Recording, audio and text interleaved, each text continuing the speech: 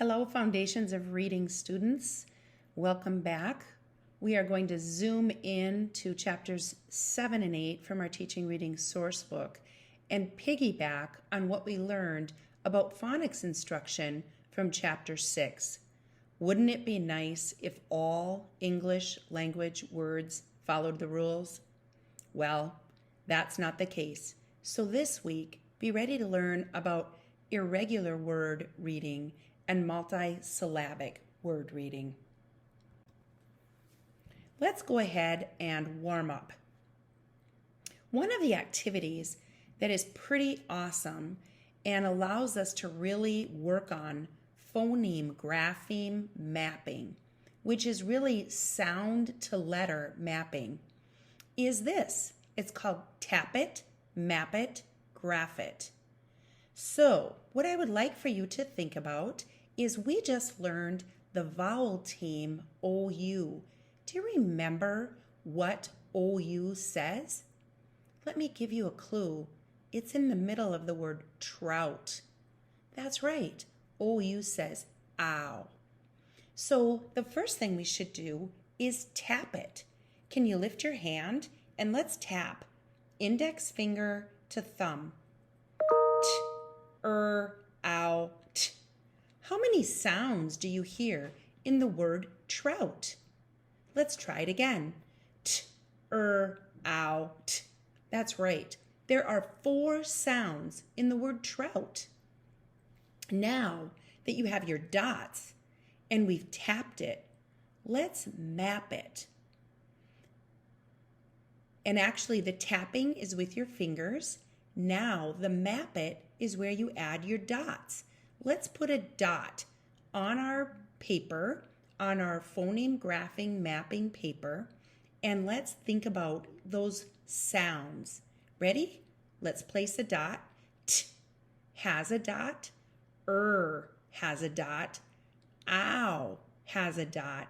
And t has a dot. So now you have 4 dots on your paper. That's the map it. And now let's graph it. Graph it comes from the word grapheme, which means to write. Let's align a letter to each sound. What letter says T? That's right, T. So please place a T on the paper. Now write your R. Nice. Ow. What 2 letters, vowel team, say ow? That's right, OU. And last, T. So now we have tapped it, mapped it, and graphed it. What I would like for you to do is to try this out. On your focused note sheet, you have this exact table. So if you want, you can pause and take out that note-taking sheet, or you can use a piece of paper. But I would like for you to now try this word mapping activity by phoneme grapheme mapping the word about. About. I was about to give you the answers, and then I changed my mind. About. Tap it, map it, graph it. If I were with a class, we would do this together. We would check the answers one after the other, and we would explicitly talk about the phoneme grapheme connections. As students that are learning about this activity, go ahead and try it out and add your dots, and that's your map it. Tap it with your fingers, and then go ahead and align your sounds, your letters to sounds. The next is snouts. The snouts of the animals were rubbing together. Snouts. The next is pouch. The kangaroo has a pouch, and that's where baby Joey lives. The next word is sound. Can you manipulate the sound in the word? Sound. The next word is out. He slid into the home base, but he was out. Strike 3, team. Out. And the last word is outside. Outside. So students, after you have tapped, mapped, and graphed, I would like for you to check your answers. And next I will show you the answer key. Pause the video if you don't want to see the answers or you're not ready. All right, so here is your answer key. And you can see how I didn't align the dots, but if you did this with students, that is an important piece. You would also tap it with your fingers, map it with the dots, and then align a letter or a vowel team or a combination of letters to align to each dot. And then the last thing is to write the full word out. So make sure that you also have students complete that. This is a word mapping activity that is a very valuable activity to use after you have taught your phonics lesson. This would be part of the word activity. And it is also just a great activity for even irregular mapping. So that brings us to our lesson. This week we are still living in section 3, the decoding and word recognition section of our teaching reading source book. We will be spending time in chapter 7 with irregular word reading.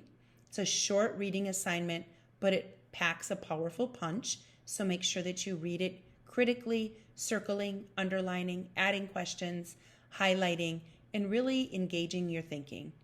Chapter 8 deals with the multisyllabic word reading, which is the very important strategies we need when we're teaching intermediate grades.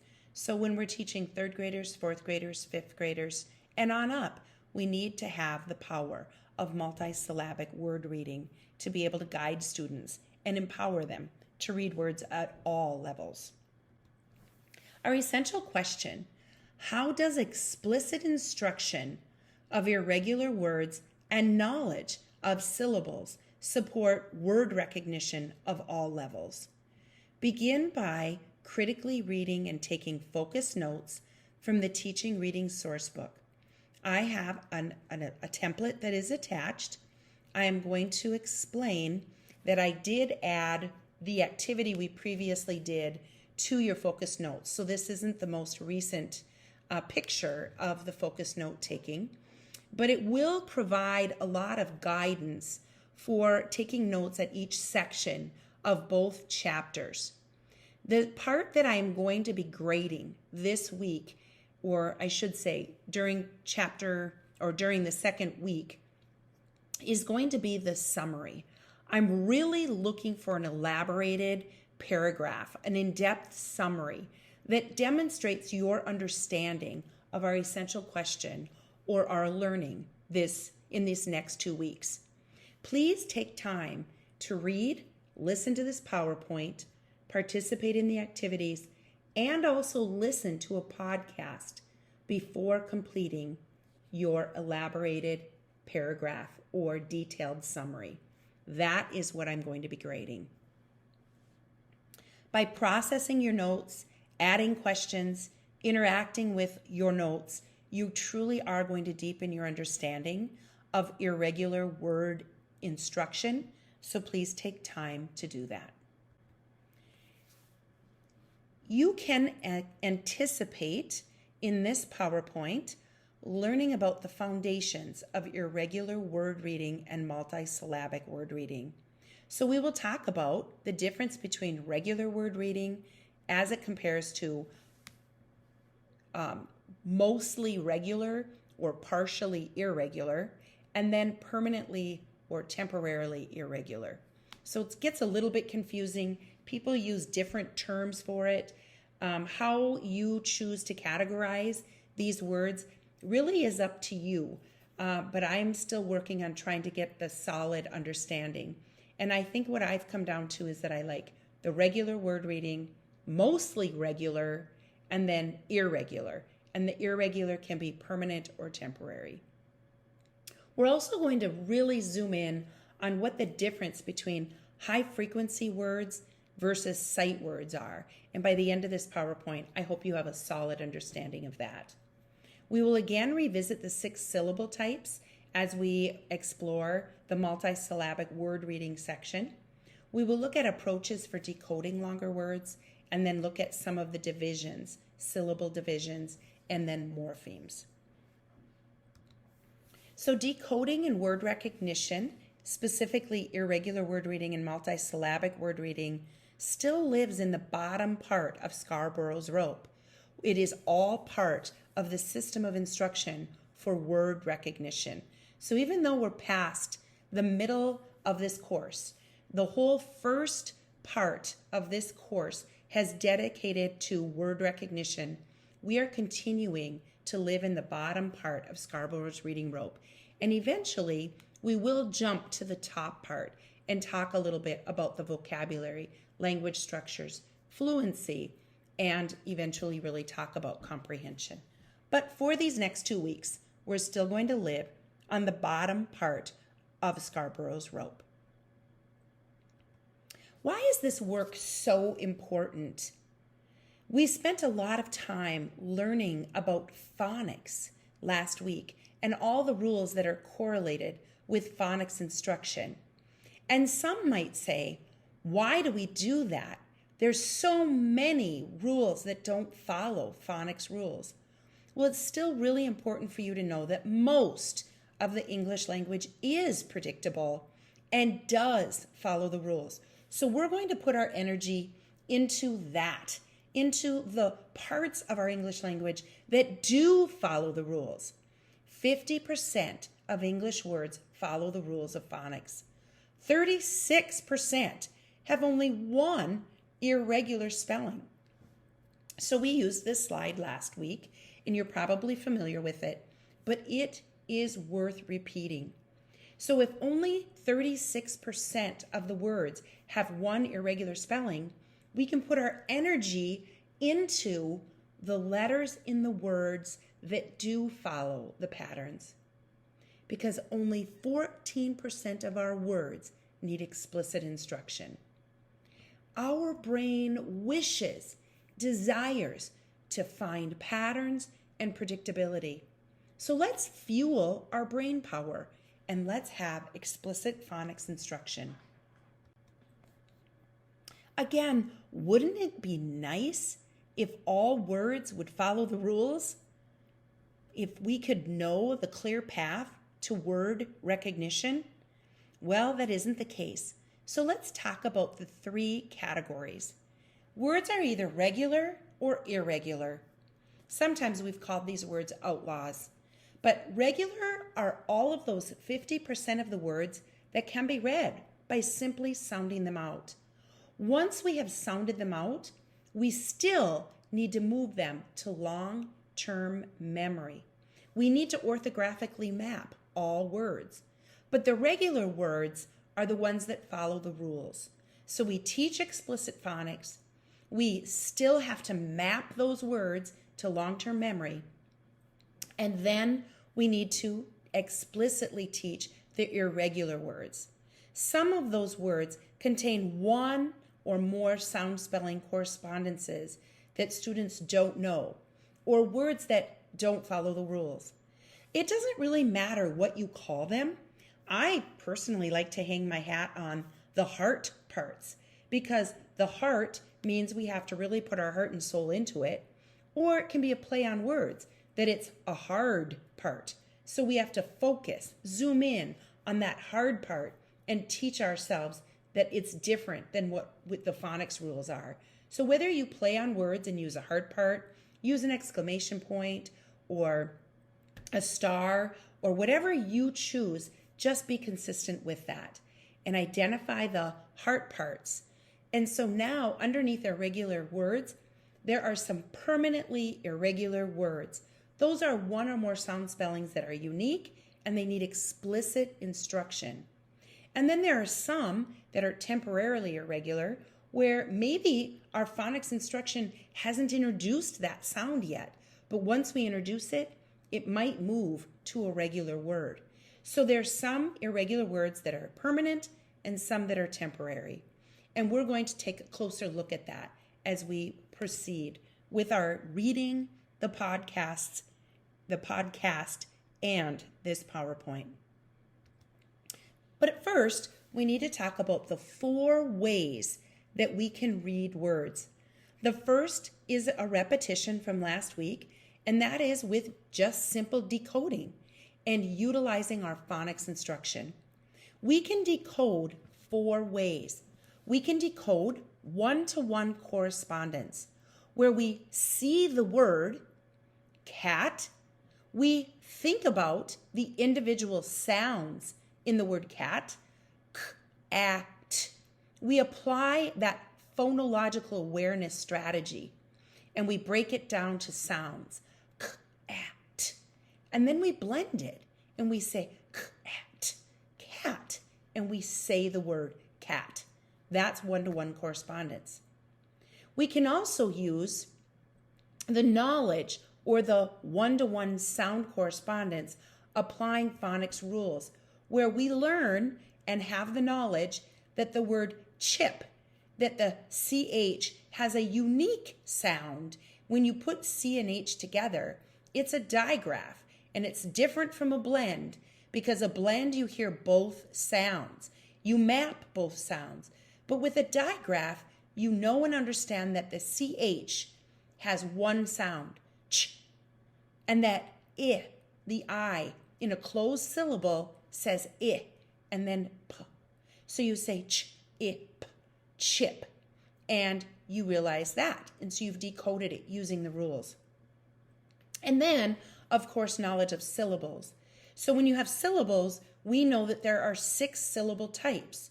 And so with a lot of practice and knowledge and some flexible thinking, we understand that if we have a multisyllabic word, we can divide the word into syllables by either clapping it, excellent, or by putting our hand under our chin, or looking at and knowing that the EX would be a syllable, the CEL would be a syllable, and the LENT would be a syllable. So I would say X. The E would be short because it's a closed syllable. So we'd say X. And then we would say the next chunk, CEL, which is also closed. And so the E would be short. And we would say S-E-O, Excel. And then the last, which is also closed, LENT. And we would put those 3 chunks together and blend it. Excellent. Excellent. Now I might think about its meaning. I might use it in the context in which I found it to see if it makes sense, and I would give it a try. And excellent sounds right. It's a word I've heard before in my listening, language comprehension, vocabulary. It fits in the context. I understand the meaning, and now I've decoded that multisyllabic word. Lastly, with decoding one of the 4 ways to read words, I might use what I know about morphology. Morphology refers to the word parts. So when I look at this word, disagreeable, I might take off what I know is the prefix. That's DIS. And I might take off the suffix, the ABLE part. And I might focus on the root word of agree. Agree. I know that word. And then I can add disagreeable. I'm going to think about the meaning, and I know that the word part, dis, means not or on, and I know able is the ability to. So if I look at disagreeable, I realize that this word means I have an ability, or I am not able to agree, which means I'm not agreeing with the situation. Again, I would check it with meaning. So with this first way of reading words, we need to really rely on our phonics instruction. And this is that systematic progression of phonics instruction. And we look at this, we teach different things within it. This is what we looked at last week. I'm going to be showing you a more extensive consideration for phonics instruction as we progress. The second way to read words is to use an analogy or word family reading. And an analogy is really It's how words are related. So if you use this statement, if you know this, then you would know this, kind of an analogy. And it really leans on the 37 most common word families. In the top right corner of this slide, you're going to see some of the common word families that are alphabetized starting with the A families. So if you know and understand ack and you know the word back, you're probably going to easily be able to read these words in this word family. Attack, knack, lack, quack, rack, sack, snack, tack, whack, with little to no instruction. It's a focus on the initial sound. We also sometimes talk about this as onset and rhyme. These are the rhymes, the R-I-M-E, 37 most common word family rhymes. So in this particular situation, if you know the word could, then you would know the word would and should. If you know the word family it,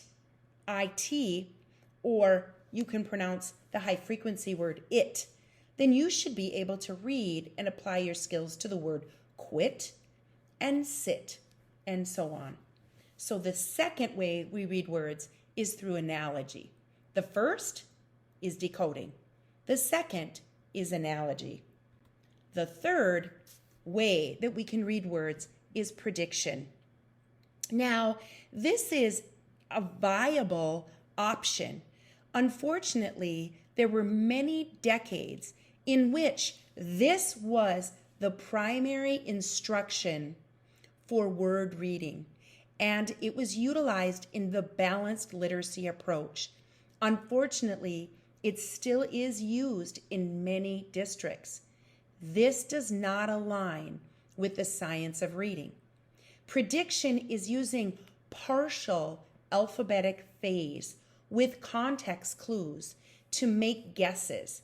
And the reason I have a stop sign on this is because I really want you to be warned that this is not and should not be the primary way of teaching word reading. There may be a place and a time for you to use it, but as students move into books that have less pictures, there are less clues.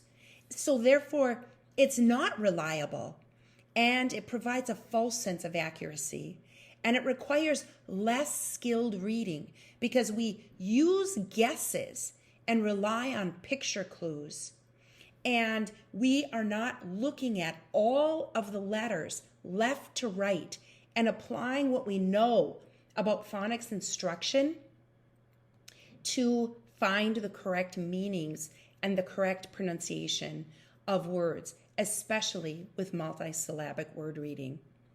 So this prediction way of reading words has previously been valued as a word strategy, and it relied on the 3 cueing system, which is the visual, syntactical, and the meaning, the VSM, but we are not going to utilize this as our primary source of word reading. So the fourth way to read words, which is last but not least, is memory word reading.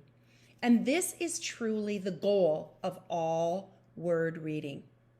So we looked at decoding, we looked at analogy, we looked at prediction, and now we're looking at memory word reading. It is intentional that I used green because this is the goal of all words, that they are placed in our long-term memory, can be peeled off the page in a millisecond, and we call these words sight words. Did you notice that without me even talking, you can read all of the words on this page? Because you have moved these words to your long-term memory through orthographic mapping, and they have reached automaticity. They are all sight words for you.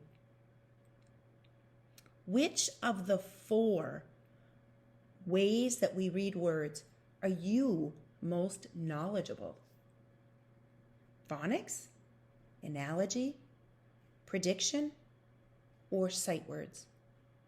The memory word reading. What do you use when you read? So when you take a look at this, there are familiar and unfamiliar words. If they are familiar, they are the words that you've read before and you know them by sight and they have automaticity. If the words are unfamiliar, you need to use the decoding strategies, the analogy strategy, or the prediction. Our goal is to move all words to sight words because that is where fluency lives, and that saves a lot of brain power for comprehending. And comprehension is the goal of all reading. So I promised you I would show you this sample phonics skill progression, and I really, really like the way this progresses. The beginning of this course, we focused on sounds in letters, and then we moved into letter knowledge, and then you would move to the short vowel words, the CVC words, the short vowel words with blends and digraphs, and then we would move into the long vowel words with that sneaky E, and then long vowel words with vowel teams, AI, AY, EA, and then the vowel R patterns and other vowel patterns such as oo and oi with vowel diphthongs. Now we found a progression that includes the simple multisyllabic words, really looking at inflectional endings such as ing, ed, compound words, and simple prefixes. Then we move into the more complex syllable types. And finally, once we get to 6th, 7th, and 8th grade, we spend time with Greek and Latin roots. The deeper the student understands the word, the lexical quality of the word, the more these words are going to move to their orthographic word memory, and they're going to be stronger in their knowledge of multisyllabic word and vocabulary instruction. Take a moment and study this progression. This can be found in 6 shifts. It's in the downloads. It's in the 3 to 5 category, and it is called Sample Phonics Skills Progression. It is by the authors of the book 6 Shifts, Jan Berkins and Carrie Yates. Knowledge is power. To be an effective teacher of phonics, you truly need to know phonics. Only you know what you know. So before you begin teaching, be knowledgeable about how our English language works. Know and understand the regular word types, the patterns of VC words, CVC words. Remember, our brain strives to understand and know absolutely patterns and predictability. Be understanding of the blending routines, whether it's sound by sound or continuous whole word blending or spelling focused blending. Know the difference between a blend and a digraph. Know the difference between continuous and stop sounds. This power is going to help you be an effective teacher of all words. So what is the difference between sight words and high frequency words? We've talked a little bit about it, we've hinted, but now we're going to really zoom in on what the difference between these two words are and how they're alike. First of all words can be categorized as regular and irregular. Sight words are the words we can recognize automatically, peel right off the paper, read fluently. We don't need to decode them because we've already moved them to long-term memory. High-frequency words are the words used most often in the English language? High-frequency words, most frequently encountered words in written language, are identified as high frequency.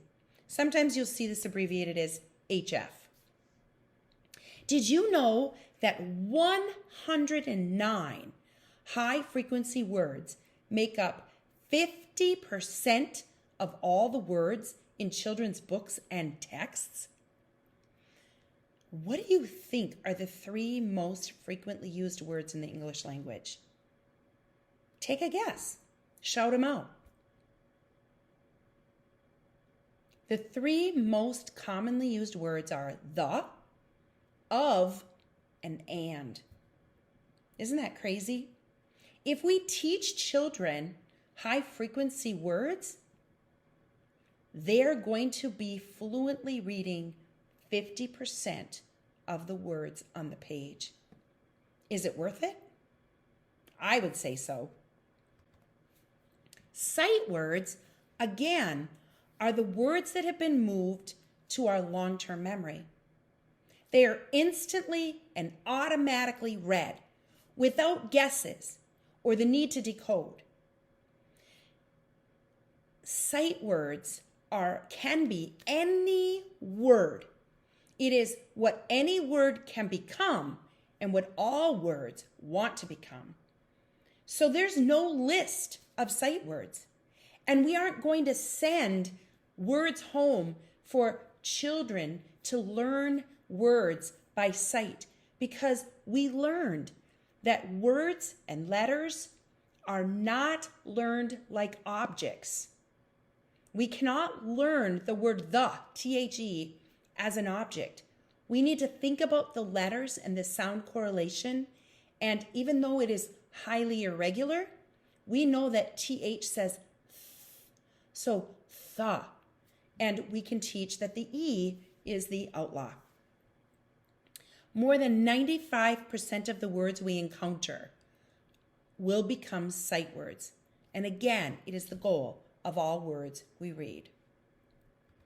So what are the benefits of teaching high-frequency words? If high-frequency words are the words we encounter most often, how can that empower our readers? Well, again, here's a list of 109 power words or high-frequency words from the 6 shifts. And these 109 words, plus some basic phonics, really, truly is reading power. High-frequency words need to be turned into sight words. It's worth the investment. The first 13 words are 25% of the words in print. And 109 of these words account for 50% of our words in text. And of these words, only 25% of them are irregular and need explicit instruction. The others, we can apply our phonics rules to. So let's check for understanding. Let's pause for a second. Please define high-frequency words. Now define sight words in your own words. And lastly, irregular words. These are 3 academic vocabulary terms that we've explicitly talked about. Can you define them in your own words? Go ahead, stop the video, and record this information on your notes. And now, let's check. How well did you do? High-frequency words are simply words that occur most frequently in writing. Sight words are any words a reader can recognize instantly and effortlessly. And irregular words are words with unusual spellings or that don't follow established patterns.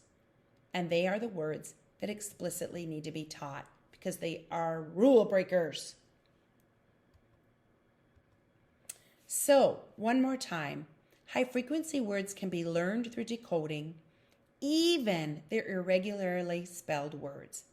So, high-frequency words are both decodable and irregular words, but they need to be prioritized for teaching. They should be taught explicitly. The irregular words, we need to talk about which sounds follow the rules, place a heart above the words or the sounds that don't follow the rules, and we need to decode them left to right, every single letter, and then explicitly learn the heart parts, and then orthographically map them or move them to long-term memory. So what is needed for students to read words? First of all, we're going to go back to that first pillar of instruction, and we're going to focus on phoneme segmentation. That phonemic awareness, that neurological brain power, where students can manipulate the sounds in words without monkeying or attaching letters. Just simple thinking, hearing, and manipulating the sounds is the first step to reading words. The second is grapheme-phoneme correspondence. That is the attachment to the assignment or the activity we did at the start of this lecture. When students can map it, can tap it, map it, and graph it, they are aligning the grapheme-phoneme correspondence, applying their phonics, and identifying the parts of the word that are irregular and the part of the word that's heart. The third is orthographically mapping. To orthographically map, we are learning as much as we can about that word. We are spelling it, saying it, reading it. We're attaching meaning. We are looking at the morphology, sometimes even etymology, which is its word origin, and we are moving it to long-term memory. And then lastly, a student needs to know the word meaning. Sometimes the word meaning is connected to its function, like the word of. How do you define the word of? Well, it would be pretty hard to give a definition to the word of, but instead we need to give its function. It's a preposition, and always a noun follows the word of, and it's a preposition. So we want to teach children how it's used in our English language through its word meaning. Word reading can also be connected to Aries levels of reading. And remember, Aries levels of reading are different because these are stages of word recognition. And so we're going to look at the 3 levels of word reading, and we're going to connect it to the phases of word reading, not the stage, but the phase. I think I just said that wrong last sentence. And then we're going to look at its description. So the first level of reading lives in the partial alphabetic phase. This is where students have to know the knowledge of letters and sounds. That's a prerequisite of word reading. So if your student does not know their letters and their sounds, you need to stop everything and make sure they learn those. And with this is a limited sound spelling knowledge. They may guess a word on the first letter, and it may or may not be right, but they aren't ready to move through and move from left to right, looking at every single letter and having a full correspondence of phoneme graphing.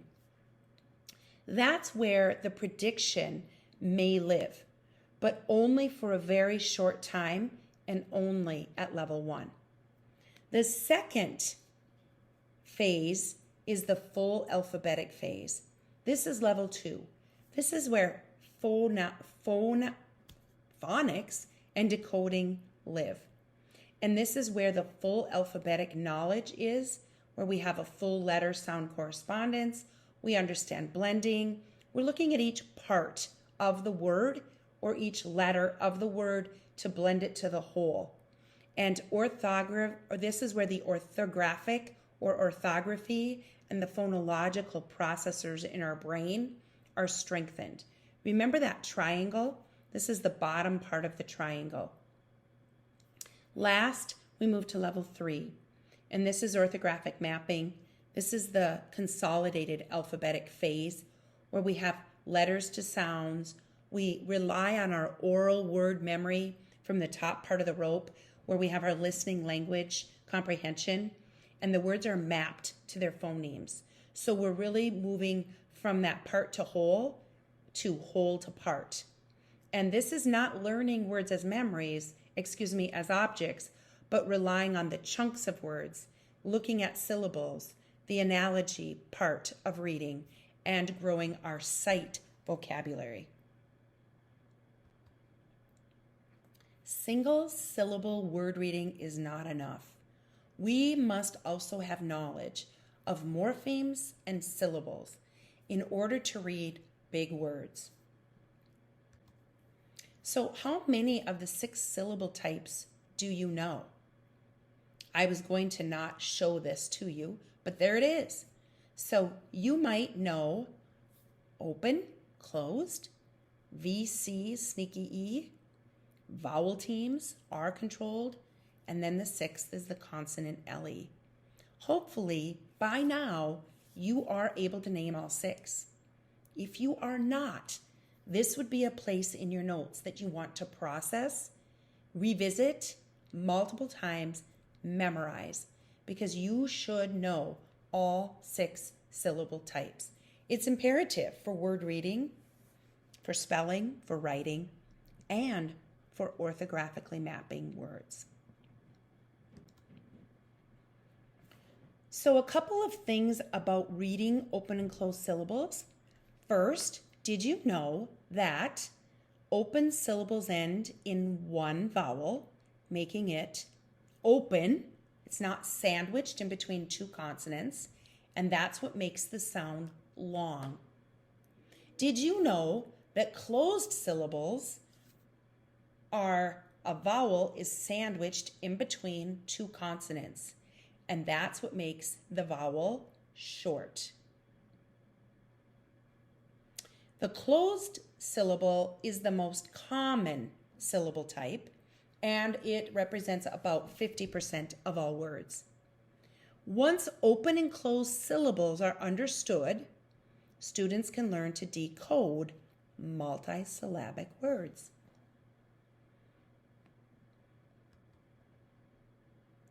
So let's do an activity.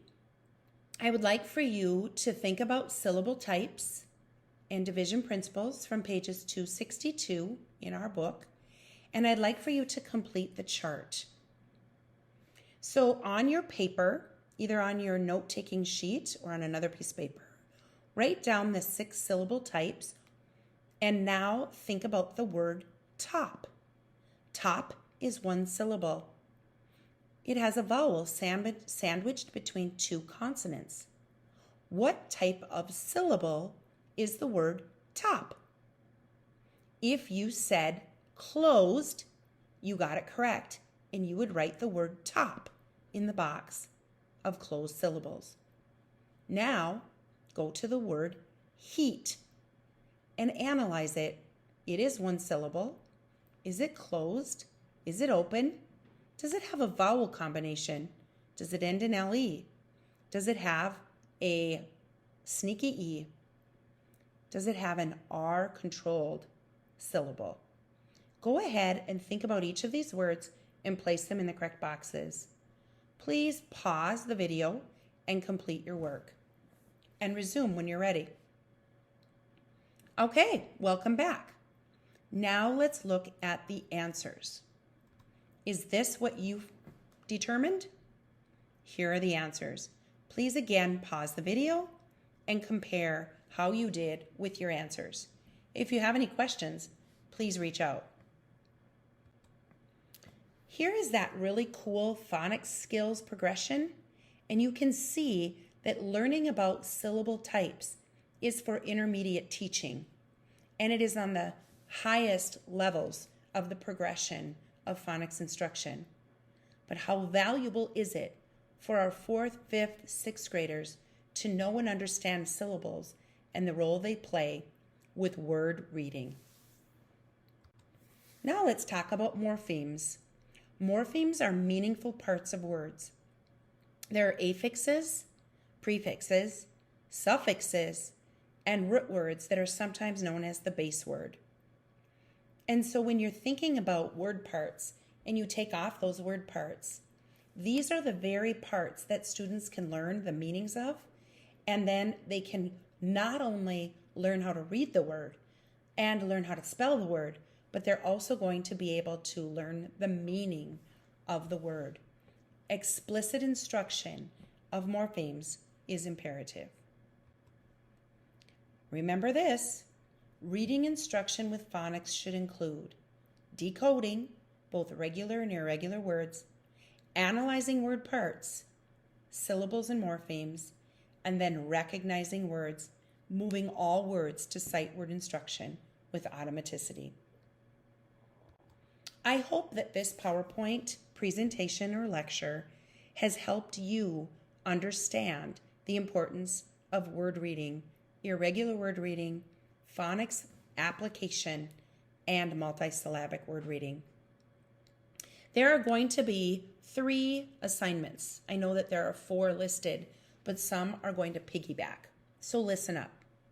For weeks 9 and 10, these assignments are due October 22nd or 29th. First, critically read and take focused notes. Take notes on this lecture.